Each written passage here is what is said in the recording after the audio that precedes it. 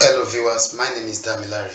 In this lesson, we'll be looking at the topic polymers. But before I start with the topic polymer, I will try to wrap up the topic I started in the previous video, which was on amino acids. So there is a particular aspect which I did not touch, which was the physical properties of amino acid and the chemical properties of amino acid. So number one physical properties of amino acid is that they are crystalline. From the word crystals, it means they have particles that come together to form a particular structure. That is for the amino acid, and they are solid. Amino acids are solid. They have high melting and boiling points. Number two, they have low solubility in non-polar solvents like ether. So they will not dissolve in ether and other non-polar solvents, unlike in water. In water, they will actually dissolve. They are soluble in water. They are salt-like. Why? Because they are ionic. They have positive, they have negative. If you remember from the amino acid, there is a place I put plus and a place I put minus in the structure, showing that it is salt-like or ionic because of the formation of this deuterium. That's the sweeter ion.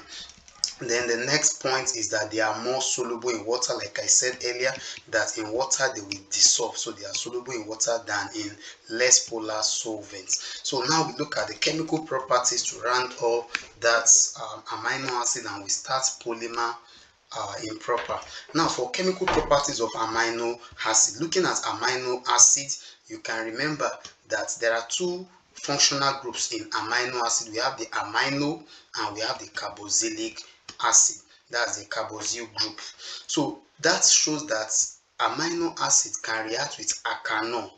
Why? Because in esterification reaction, alkanoic acid always reacts with alkanol. So that's why this amino acid having that alkanoic acid, the carboxyl group, so it can react with alkanol, so to give us ester and water. So meaning that this is our what? Our amino acid. This structure you see here is the amino acid, having the alkyl group, the hydrogen, the alpha carbon, the carboxylic, and also the amino group. So it can react with ethanol to give us ester. So this is the ester that is formed here. So how will you get this ester? This NH2, there is NH2 here. So this NH2 is actually the NH2 that is coming from here. The central carbon, this is it. The alkyl R, this is it. The hydrogen up here, this is it. The COOH. Now, what did you notice? That from the COOH, H is removed. And that's the reason is because an acid always produces hydrogen. So hydrogen is the only thing that will be removed from this amino acid. Then from this alkanol is only OH that will be removed. So when the H from the alkanoic acid and OH from the alkanol, when they come together, it will form water, and that's why we have H2O here. But the C2H5 will now replace that hydrogen, and that's why we have the C2H5 here. But everything you have on the left, they are still repeating themselves here. Just that I repositioned it, I brought NH2 up. So it's not a must you reposition, you can put it as it is here. So that's one chemical property. Then number two chemical property of amino acid is that when you heat amino acid with triazocarbonate 4, that's CO3 2 minus, that means any triazocarbonate 4, maybe potassium triazocarbonate 4, calcium triazocarbonate 4, so it will liberate carbon dioxide, that's CO2, and it will also liberate water, that's H2O. Now let's look at the structure. This is our amino acid here in brackets. So this amino acid is reacting with sodium triazocarbonate 4. So what will happen to the product? Take note that this hydrogen will be removed. Remember, acid will always produce hydrogen. So once hydrogen is removed, the Na, sodium, will come and replace it. While the H that is removed will join with the O of this sodium carbonate to give us H2O, that's water.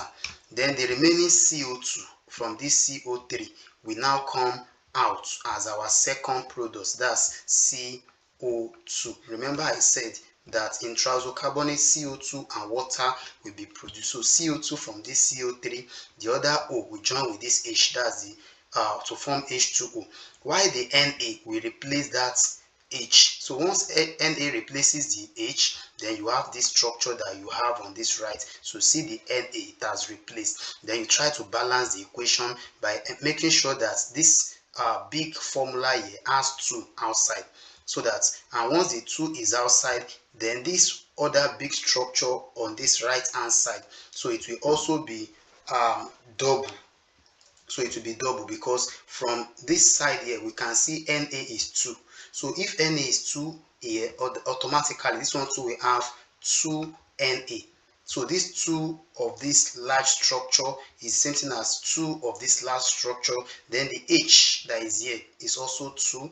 So from the water here, the H is also 2. So that shows that for the Na, it is balanced already, coming with 2 here, having 2 here. The large structure here is 2, large structure here is 2. Then the O3, one O is one that forms water, the remaining 2 is one that forms CO2. So that's the second chemical properties. Then the last chemical property is that methanol will convert the base, that's the basic amino group of the amino acid, to neutral.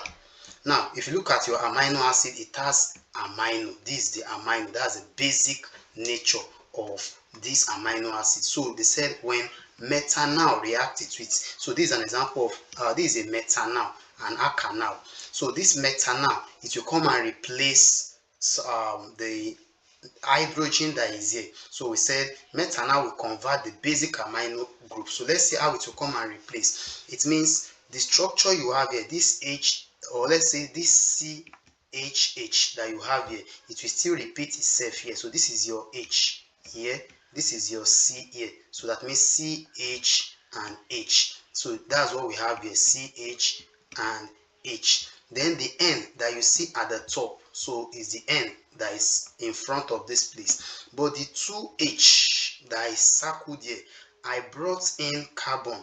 That means the carbon should come and join this 2H. So when carbon comes, it means there will be no carbon here again. It will come to this side. So that's why we have the carbon in this place. The 2H, we have it at the top and underneath. So that's why from this place now we have C, the H2, that's up and down. Then the COOH, so is the one that is here in front of this place, C, O, O and H. So it's the one that is at this edge. So that's for this point. Then the O that will be left, and the H and H, they are the ones that will form water. So that's how the chemical properties is. So now let's start with the polymer as our case study, the major focus in this class. So we are looking at polymers. So what are polymers? The first thing, poly. What is the meaning of poly? Poly means large. When something is large, they call it polymer, poly. Or when something is many, we call it poly. So it means that polymers are large or giants or macro. So when we say macro, we are referring to something that is many or something that is large. So it means that polymers, they are large, or you call them giants, or you call them macro molecules. They contain thousands of atoms formed by the combination of monomers. Mono is one.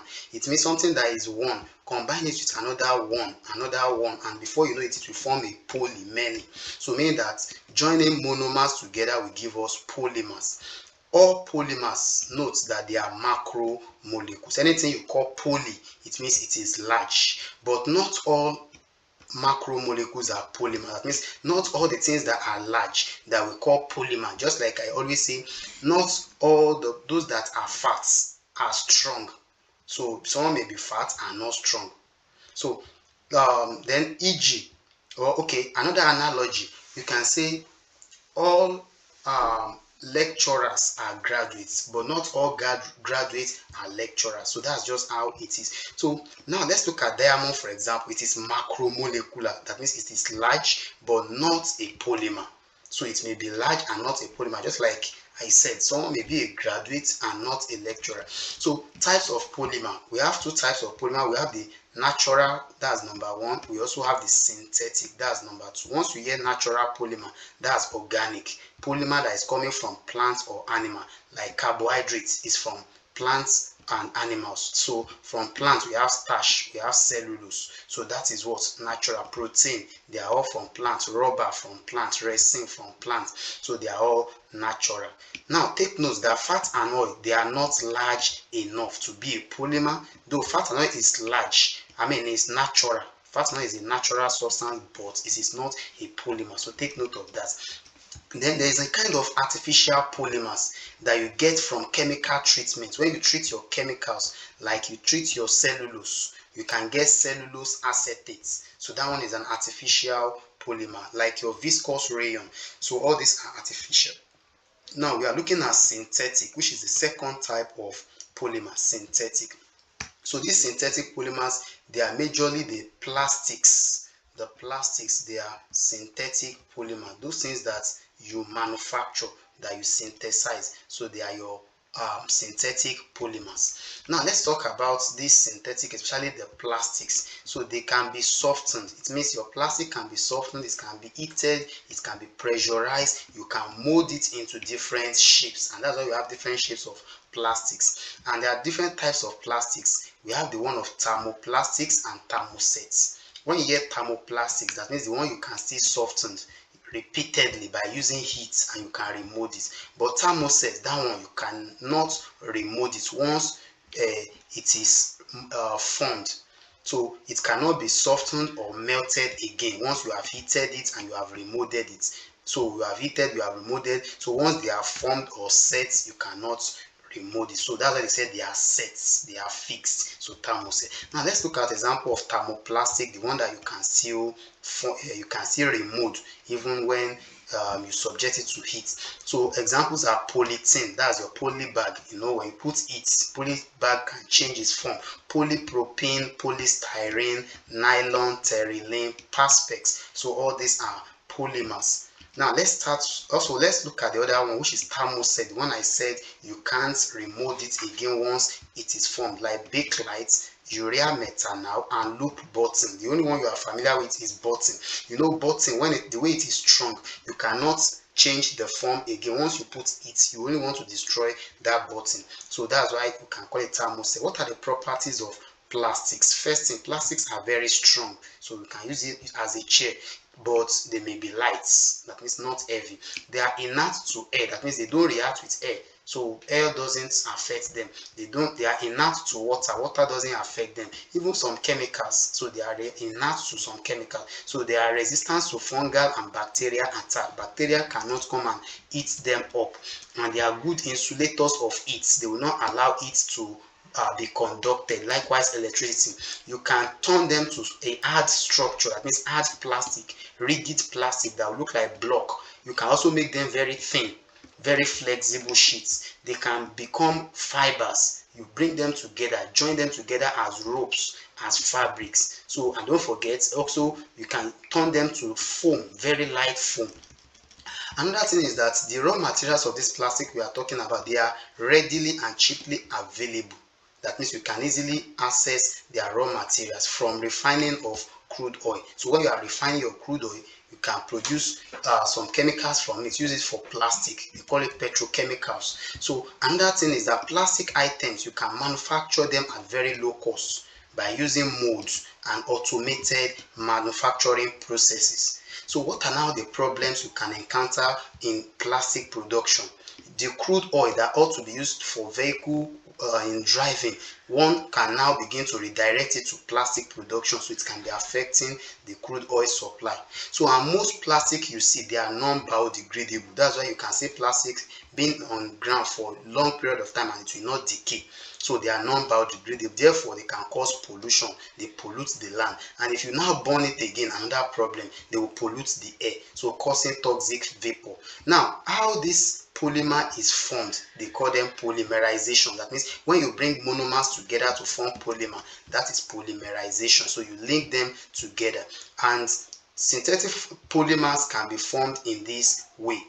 Now, there are different kinds of polymerization. We have addition and we have condensation. So which one is addition polymerization? That's when two or more similar monomers are linked together and they form polymer without elimination of any small molecule. No small molecule is coming out from it. That means nothing like extra water coming out from it as it is in condensation, nothing like HCl coming out of it as it is in condensation, nothing like amino or ammonia coming out from. So it will not give you any small molecules after combining together. So that's for the addition polymerization. And let's look at some examples of polymers that are that we call thermoplastics. So those polymers we call thermoplastics, and again that are formed from our addition polymerization. So the first one we look at is polythene. This polythene, that's your poly bag, how did they got the word? So the word is gotten from ethene. So poly is just many, so many ethene. Once you know your ethene is C2H4. So this C2H4 is the ethene. By the time you put N outside, the N means many numbers of this ethene. It may be 1,000, it may be 10,000. So that is polythene. And what do we use it for? For plastic bag as bottle. So because they are light substances. Another one, another thermoplastic. The other thermoplastic we have is polychloroethene. What does that polychloroethene mean? It's still just like polythene. So, but its own is that chlorine is included in the ethene. That means remove one H and then include chlorine. That's chloroethene. The one you have in the middle here is chloroethene, also known as vinyl chloride. By the time I put N outside, it becomes polyvinyl chloride. So this we use for pipe. You see all this conduit pipe where there is wire inside it to prevent or to cover the nakedness of the wire. So you see that they can use a pipe so as a conduit inside the wall and different building structure. So that's your PVC. So your cable itself is also PVC, leather clothes, your tiles, your gloves, you can see they are all polychloroethene, PVC. Then we also have another one called polyphenylethene, or you say polystyrene. So in this case, this one is also still like that polythene. That means ethene is still there, just that we remove one H and added a benzene. And once you are adding a benzene as your substituent, you call it phenyl. So meaning that phenyl ethene. So what you have in the middle here is phenylethene, but by the time you put N, it becomes polyphenylethene. And another name for that is polystyrene. So that phenylethene is a styrene. You can just say this structure, you know, the structure looks like ST structure, also ST styrene. So this is styrene, everything in the middle styrene. Use that structure, remember styrene. So this is polystyrene. So how does it look like? It's a clear transparent plastic which is brittle. So they can use it as disposable cups and food containers, ceiling tiles, lampshade. They are shock absorber for fragile. There's a particular whitish substance whenever you buy your gadgets, maybe all these your gadgets like radio, television, you will see one white thing that they will put inside to absorb so that the gadget will not break. So that is a polystyrene. You can use style to remember style. So polystyrene. So they use it, that style, like I said, from S to style to remember shock absorber, letter S. So that is your that's the first one you can easily remember. That's that shock absorber. Though they could also use it for disposable cup, the one you use to drink water and then you dispose it. So because it's not that strong. Then perspex is another another thermoplastic. Perspex. This is also known as polymethyl. So this M here is actually methyl. So polymethyl, then 2-methyl propenoids. That means from ester propenoid. So we call it PMMA. Polymethyl 2-methyl acrylate. That propionate is also known as acrylate. So this A you are seeing here is acrylate. So now this perspex, it is strong, it is hard, it is transparent. It's a transparent thermoplastic. It is glossy, like shiny surface. You can use it to replace glass because it's very strong, even stronger than glass. That's perspex for you. So most times when you look at banks that want to show what is going on inside, or maybe any company that they want you to be seeing what they are selling, So they will use this kind of glass to make, instead of the wall that surrounded, they will just make that strong glass, so which is a perspex to cover them. Then also the car, their rear lights, they are made up of perspex so that you not break easily. Windshield, so that one also is perspex so that you not easily break. Window panes and so on. So they are all perspex, and this is the structure of perspex. So like I said from the formula, so it is 2-methyl. That is when you count the first carbon, second carbon, third carbon. So it means at number 2 you see methyl. So that's 2-methyl, and since the carbon there are 3, 1, 2, 3. Forget this one here is a branch, so we'll not count this. So 1, 2, 3, and 3 means prop. And because of this double bond, that's in. So it means 2-methyl propenoate. The noate is because it has functional group COO, which is ester. So 2-methyl propenoate. So that is the structural formula of perspex. They also call it propenonitrile. Propenonitrile. So and you can okay, sorry, that one is for another one apart from. So we have not entered polypropenonitrile. That one is still perspex. So we just want to start polypropenonitrile. So this polypropenonitrile, we call this one polyacrylonitrile. Polyacrylonitrile. This is used for textile. All these textile, talking about clothes, spun. You spin it into thread. You want to make thread. You want to make garments like Olon. So they are majorly like ropes. That's this polypropenonitrile. And the structure. This is structure CHCN CH3. So that is the propenonitrile. Why is it prop? Because 1, 2, 3. 3 carbons is prop. So propeno. Then why is it nitrile? Because the functional group CN is there. That's why it's a nitrile. Then N shows poly, many. Now we move to condensation polymerization. In this condensation, when 2 or more monomers combine together, then there will be what? Elimination of small molecule. Elimination. Water will be released, or ammonia or HCl. One of them will be released. So that shows that it's condensing. Like water or small things will be coming out. Immediately you are combining them together. Just like protein. When amino acid and amino acid come together, water will be released. So then take note of this, that if the monomers are the same, those monomers that are coming together, if they are the same, we call them homo, because homo means the same, homopolymer. So that's why we have A and A representing the same monomers. So that's A to A is monomers. But if they are different, then we call it copolymers. And that one we call it A and B. So when the monomers coming together are different, that's copolymer. Now, condensation polymerization. The examples, we have what we call terylene. We also have the nylon. When you look at terylene, that one is a polyester from the family of ester, but the nylon is a polyamide. So these are the examples of condensation polymers. But example of addition polymers are all those ones I've listed the other time, to this A to E, all these polypropenonitrile, perspex. So those ones are addition polymers. But this one here, they are the condensation polymers. So we have terylene and we also have nylon. So take note, nylon is a polyamide. You know, amide always have something RCONH2, so that's a polyamide. But when it comes to terylene, that's a polyester. Now let's look at nylon. What is the formula of nylon? Nylon is hexane 1,6-diamine. That's the formula for nylon, hexane. So X means 6. So meaning that it has 6 of CH2. You just write C, H up, H down in 6 places. C, H up, H down in 6 places. Now, at the first carbon, carbon 1, then you put NH2. And at the number 6 carbon, you put another NH2. Meaning that at number 1, there is a mine.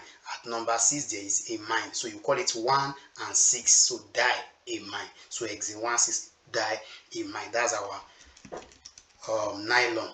Now, the next thing we want to look at is rubber, which is the last aspect of polymer. So rubber is a natural polymer. And how is it formed? That's from the oozing out of a thick white liquid. There's a thick white liquid that comes out from a rubber tree. So they call it latex. So especially when you puncture the back of that rubber tree, so it comes out, then you go and heat it. That means put heat. So then you can make it soft and elastic. So this soft rubber becomes hard by adding sulfur. So they always add sulfur and you heat it. That process is called vulcanization. Like all these vulcanizers, those that work with tires, so they call them vulcanizers because they make use of this sulfur, they heat or this rubber. So now the synthetic rubber, we said that one is a natural rubber. The one I just finished explaining, there's a synthetic rubber, the one that is manufactured by scientists. We have neoprene, we have thiocol, we have styrene butadiene rubber, that's SBR. So these ones, they are using them for tires. So that's where we stop for this class. Thanks for listening.